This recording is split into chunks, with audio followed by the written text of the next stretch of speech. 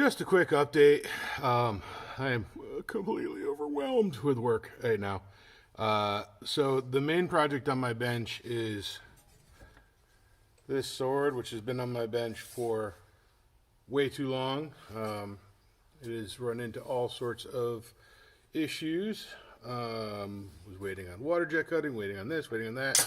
I ended up having these water jet cut out, and they came out really nice. I don't know if they'll show up so well. So this is the corporate logo, and then GH here for Gorton Highlander. So this should be pretty cool once it's all finished up, and I'm getting close. I still have a bit of engraving to do. On the outside of this, I want to engrave the pommel. I gotta do some etching on the blade and then etch it. It's 450 layer ladder. The big thing was I needed to get this assembled and then figure out how to get it lighter, because it was a very heavy guard before I put it on a diet. And I did that by sneaking in some of these cuts here, you know, taking a little out of here, and then thinning these all out from the backside, which took time because I had to wait for materials, wait for new grinding bits, and you know, as I ran into issues going, well, how am I going to do that? I got to order this instead, and then wait for that to come in. But it is pretty good now. It's not as light as I want it to be, but I'm still going to lose quite a bit of weight actually in the engraving, because it's going to be pretty deep circles around these stags, and then I'm going to do a deep incised line all the way around all of these panels just to break them up a little bit. And I think that'll look pretty good. I still have quite a bit of polishing to do. I was working today on this joint here. It had gotten a little porosity, so I had to dig it all out and then re-TIG weld it. But I seem to have got it now. It's pretty good. I'm just going in there with like hand files, little teeny files, and blend it all out. This is why you haven't heard from me, because I've been doing this stupid thing for so long. Just file and file and file and grind and file, grind and file, and cover myself in dust. But what I have found that's been really helpful for this is I bought a little guy like this.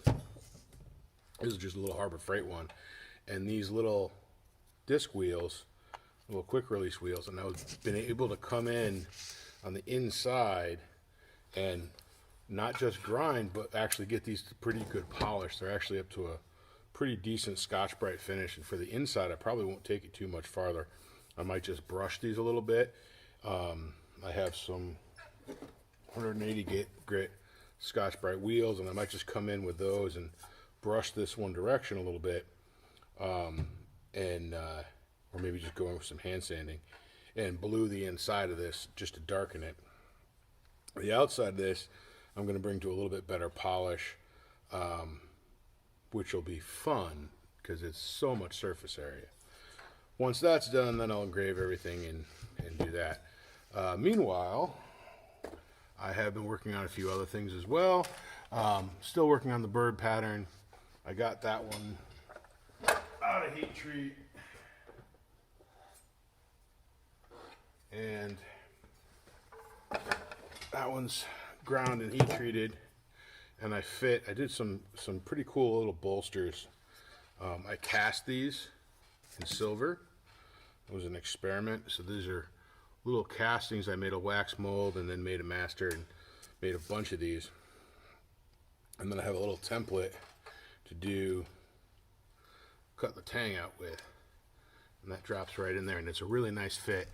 I'm not sure these are a little easier than fitting a bar, but it does allow you to use pretty interesting shapes that you can't get with, or you could, but you'd be there carving for a long time.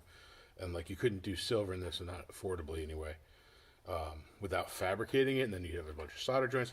This way there's no solder joints. It's all one piece, and it fits reasonably well. There is a little bit of porosity here and there, so I'm going to have to probably peen the whole surface and then polish this, but it's not the easiest thing, but it works pretty well. So that's going to be pretty cool, I think. I did tweak the tip a little bit. I'll have to polish that back out. And then the other one is just really rough ground. I haven't done much with this one yet. I'm excited though because I can see the pattern. It's not going to show up on camera, but I can see the pattern in the scale, and it looks pretty good. So these are going to be pretty cool. I also have another mosaic knife that I heat treat at the same time. That's on my bench. And then I have this one that was just a quick blade that I made around Christmas time.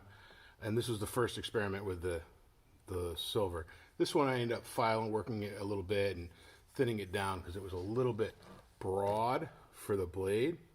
And this blade is kind of, it's a tiny one. It's like 6-inch blade or something.